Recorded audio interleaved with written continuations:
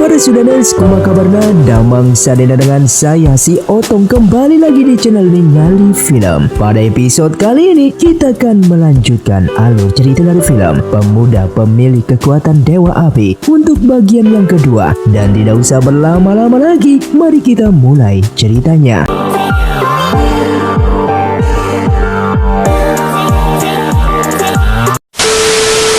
Film pun dilanjutkan dengan diperlihatkannya mereka berdua pergi ke wilayah klan siluman dengan menyamar sebagai rakyat biasa.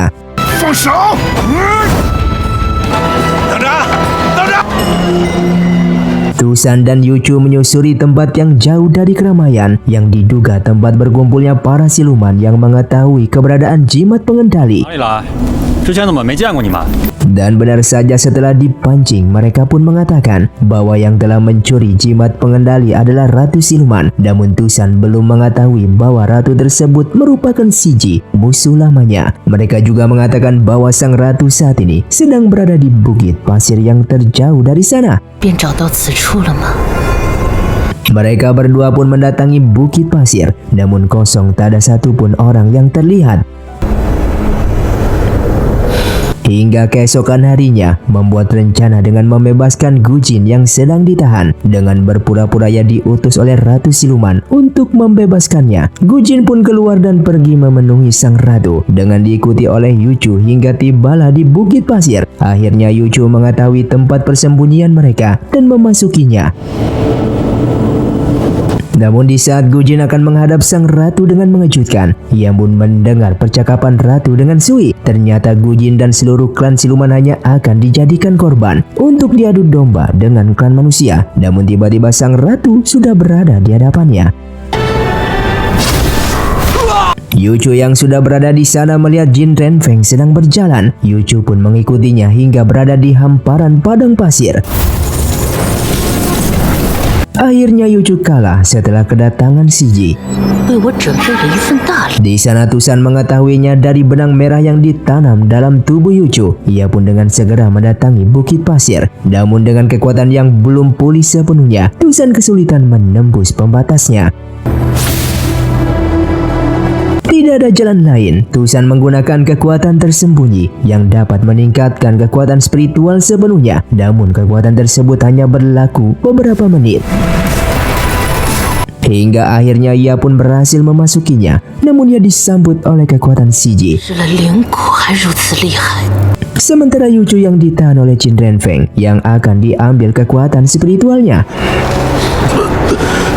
Begitupun dengan Jin Renfeng, tak mampu meresap kekuatan spiritual Yuchu hingga ia juga terluka parah. Ternyata Yuchu sengaja menyimpan racun dalam darahnya yang didapatkan dari anak buah Jin Renfeng sendiri, dan saat ini Jin Renfeng terkena racun mematikan. Ia pun meminta penawarnya, namun Yuchu meminta ditukar dengan jimat pengendali.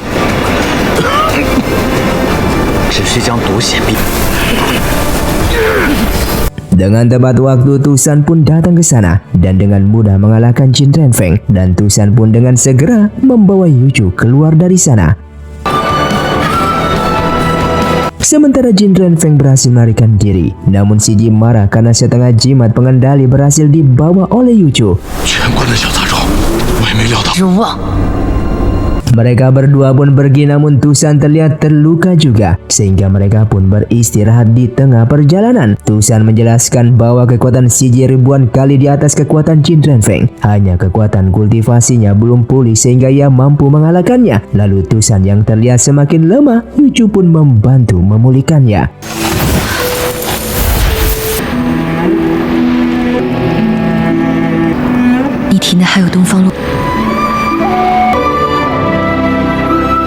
Yang ternyata Gujin masih hidup. Ia merupakan saksi tunggal yang melihat bahwa Sui adalah seorang pengkhianat kerajaan Yuyao. Di sana Laisan berhasil membawanya. Lalu Gujin menginformasikan bahwa Sui lah yang telah mencuri jimat pengendali yang telah bekerja sama dengan Ratu Siluman, sehingga saat ini sang putri pun dalam bahaya. Dan benar saja, Sui yang telah dirasuki Ratu Siluman memasuki kediaman sang putri untuk membunuhnya. Namun mereka berhasil menyelamatkannya.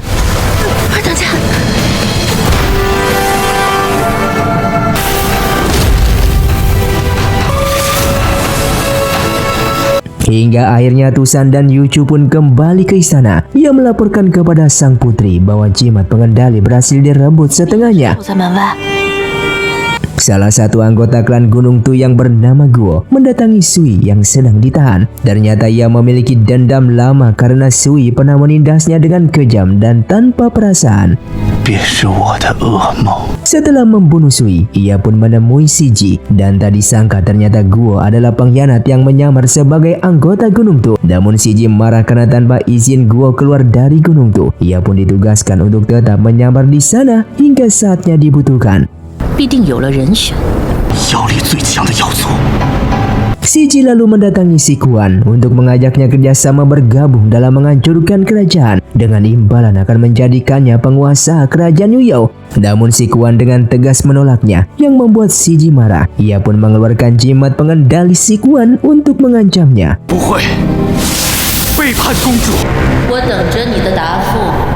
Si Quan pun mendatangi Tusan bahwa Shiji menemuinya mengajaknya untuk bekerja sama. Si Quan yang khawatir dengan keselamatan sang putri bahwa Shiji akan mengerahkan pasukannya untuk menyerang istana. Dan lihat mereka pun berkumpul untuk mendiskusikan mengatasi masalah ini. Setelah lama berbincang, akhirnya Tusan memiliki sebuah rencana membiarkan Si Quan untuk berpura-pura mengabdi kepada Shiji. Lalu sang putri akan membebaskan seluruh klan siluman dari jimat pengendali yang dimilikinya agar klan siluman yang bergabung dengan Shiji berubah pikiran sehingga Si Quan pun dengan segera membebaskan mereka.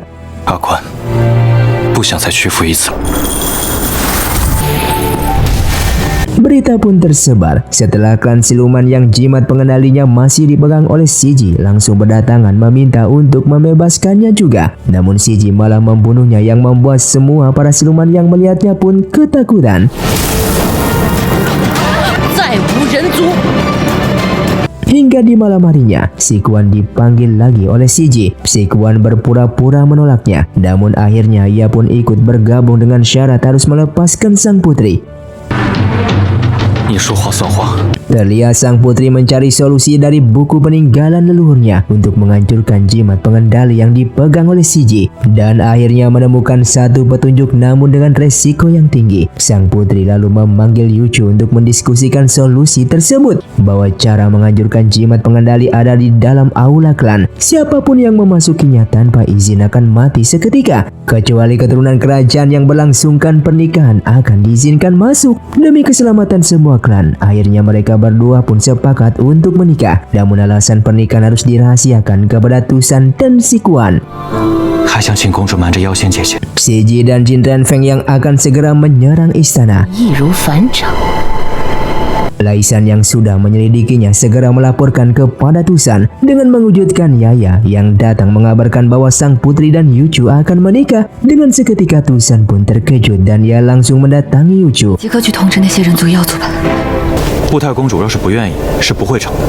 Di tempat lain di markas sekte besar bernama Yiki, terlihat ketua sekte yang bernama Hongye menerima surat rahasia dengan mengabarkan bahwa bawahannya yaitu Jin Renfeng kerjasama dengan Ratu Siluman untuk menghancurkan kerajaan Yuyao. Di sini ketua tak akan tinggal diam, ia pun akan mengutus pendekar terkuat untuk menangkap Jin Renfeng, sekalian perwakilan untuk menghadiri pernikahan sang putri yang telah mengundangnya. Pernikahan pun akhirnya berlangsung. Tusan dengan perasaan sedih dan kecewanya bisa melihatnya dari kejauhan, yang pada dasarnya Tusan pun menyukai Yuchu sehingga Tusan pun mengejarnya. Namun Tusan terlambat karena gerbang aula klan sudah tertutup. Tak lama kemudian, Yaya yang datang mengabarkan bahwa pasukan Shiji sudah berada di gerbang istana dan benar saja pasukan besar siap menghancurkan kerajaan sehingga Tusan mengutus Yaya untuk menemui Laisan, sedangkan Si Quan diutus bertindak sesuai rencana. Sementara Yuchu dan sang putri sudah memasuki aula klan. Tak lama setelah mencari petunjuk, akhirnya mereka berhasil membuka peti rahasia yang di dalamnya terdapat pusaka batu yin yang dapat menghancurkan jimat pengendali. Namun di saat Yuchu akan menghancurkannya, tiba-tiba serangan itu berbalik.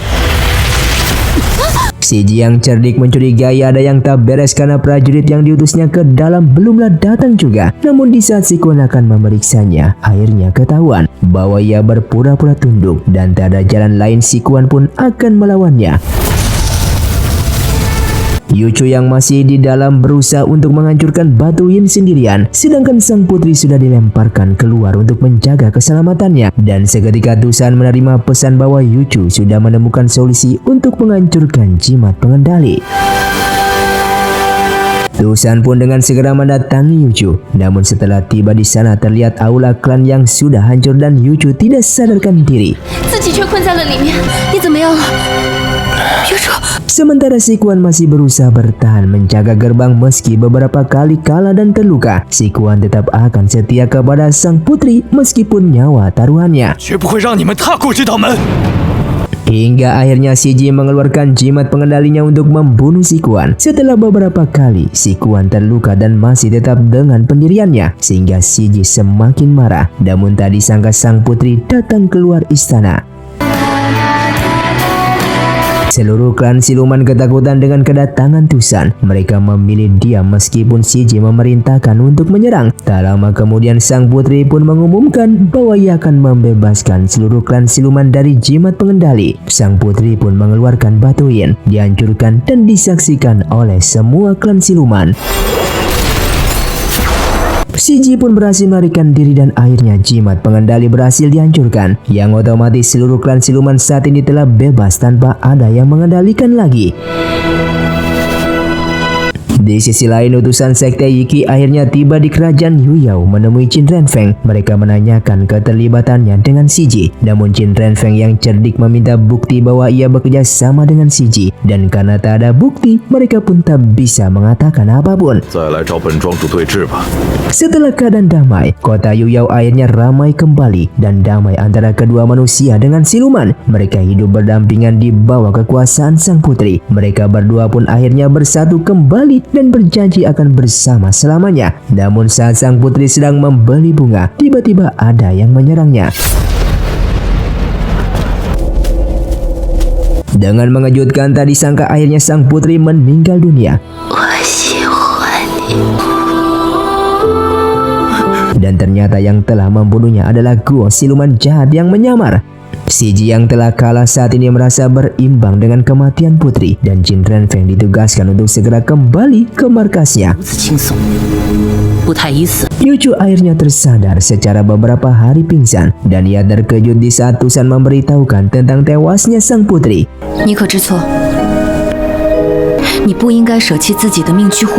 Mereka berdua pun mendatangi Si Kuan dan menyampaikan permintaan. Mulai saat ini Si Kuan yang menggantikan posisi sang putri menjadi penguasa kerajaan Yuyao.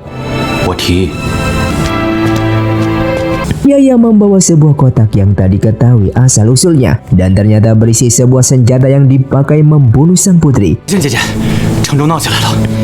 Setelah Tusan memeriksanya, ternyata kiriman dari Si Ji, dan Tusan pun dengan segera mengumpulkan semua. Ia pun memutuskan untuk membentuk aliansi siluman agar tidak diadu domba oleh kelicikan Si Ji. Tusan juga merasa ada kekuatan yang jauh lebih besar di belakang Si Ji, maka dari itu semua klan siluman dari berbagai sekte akan disatukan.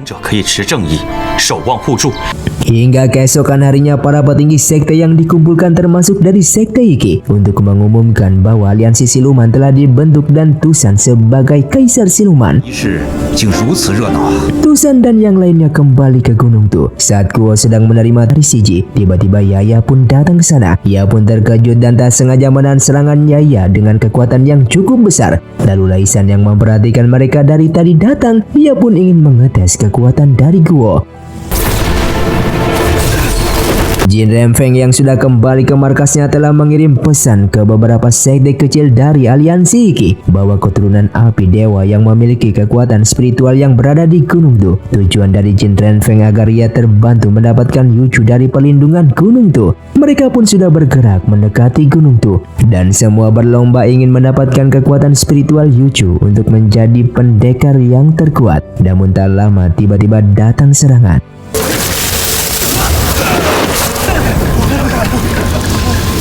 Lalu tiba-tiba Qin Renfeng pun datang seolah-olah menolong mereka, padahal serangan tersebut dari dirinya sendiri. Ia pun menghasut dan memfitnah dengan mengatakan kalau serangan itu berasal dari Gunung Tu. Semua ini dilakukan agar Qin Renfeng bisa mengendalikan mereka. Penyerangan pun mulai dipersiapkan dengan dipimpin oleh Qin Renfeng sendiri.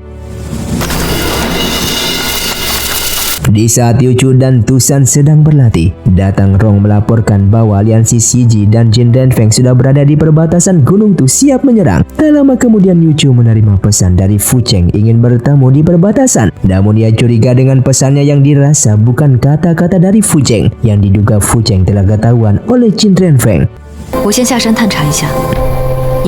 Tusan pun membuat rencana dengan memasuki hutan seorang diri. Namun tiba-tiba langit menjadi gelap seperti malam hari. Tak lama kemudian Jin Renfeng pun datang ke sana. Dengan mengejutkan semua anggota aliansi Yiki telah dihabisinya diserap kekuatannya untuk mengaktifkan formasi teratai merah. Tusan yang masih belum pulih seutuhnya tak mampu menandingi kekuatan Jin Renfeng yang tingkat tertinggi.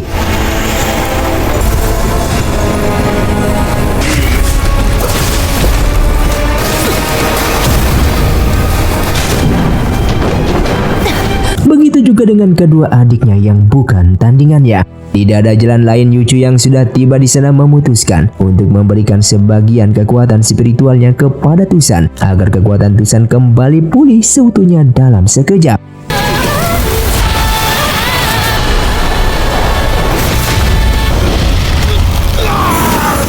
Hingga akhirnya masalah pun teratasi, namun Yuchu tak sadarkan diri kehilangan banyak kekuatan spiritual. Tusan yang saat ini sangat khawatir dengan keselamatan Yuchu karena seluruh dunia tahu bahwa Yuchu adalah satu-satunya pemilik kekuatan spiritual. Seluruh penghuni Gunung Tu juga sudah mengetahui identitas asli dari Yuchu yang merupakan keturunan sekte api dewa yang dulu pernah membantai banyak siluman Gunung Tu.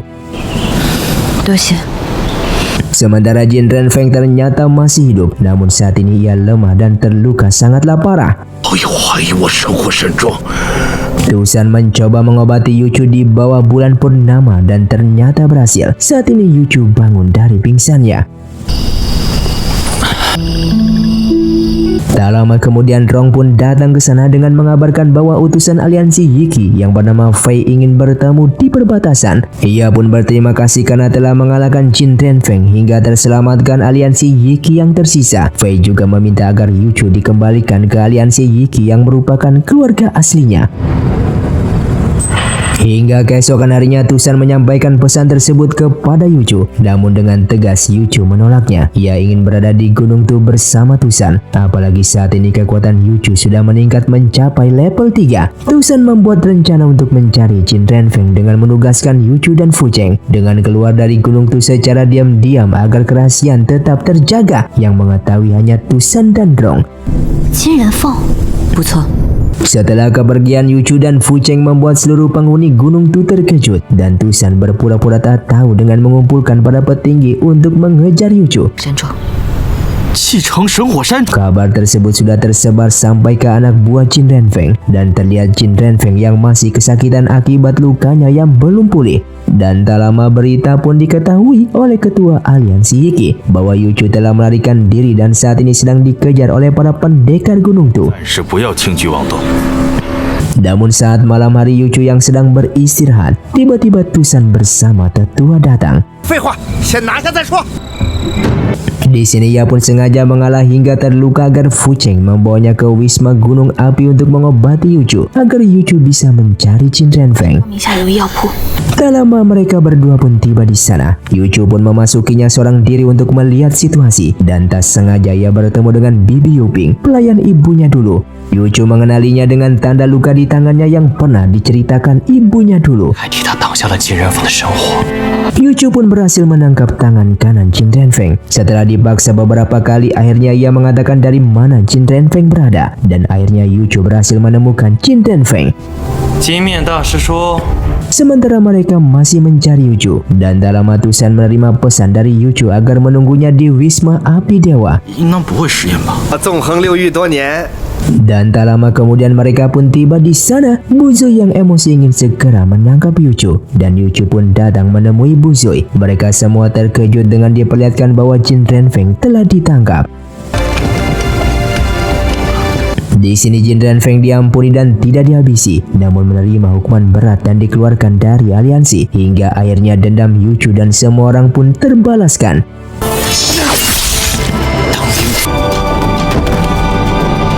Saat ini Yuchu menjadi ketua Wisma Api Dewa, namun tak berminat. Ia mempercayakan ketua kepada Bibi Yuping dan Yuchu ingin kembali ke Gunung Tu untuk menemani Tusan. 月初公子正值钱，实在无法出手啊。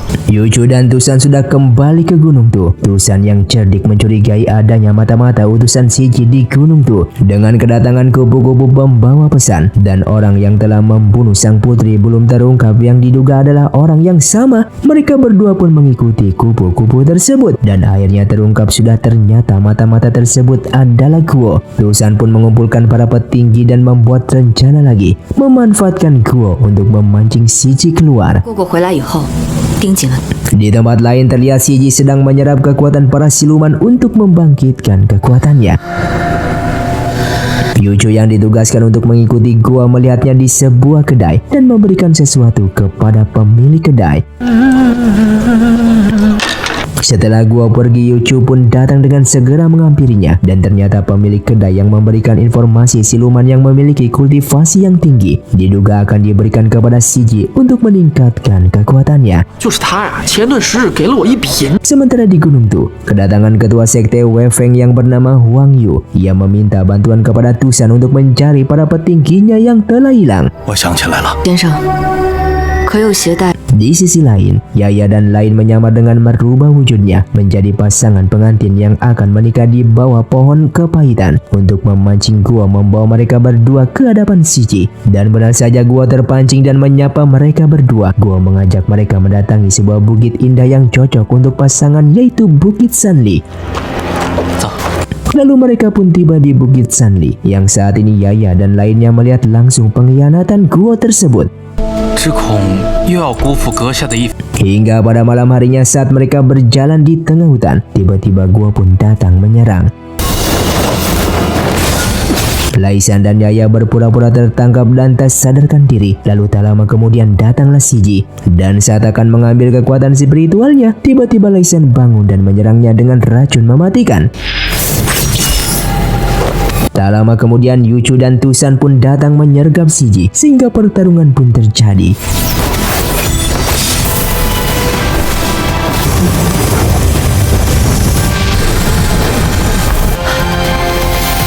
Hingga akhirnya Shiji dan Guo berhasil dihabisi. Namun Yaya terlihat sedih karena ia pertama kali membawa Guo ke Gunung Tu saat terluka. Tak menyangka Guo yang ia sayangi ternyata seorang pengkhianat. Yaya merasa bersalah kepada Gunung Tu. 你叫什么名字啊？特意为我寻的？算你有良。 Tak lama kemudian teman-temannya pun datang untuk menghibur Yaya. 说来说去都是我的错。 任何错。 Setelah semua masalah terungkap dan terselesaikan, ketua sekte Wei Feng pamit pergi dan berterima kasih kepada Tusan. Ia akhirnya masuk aliansi siluman yang dipimpin oleh Tusan.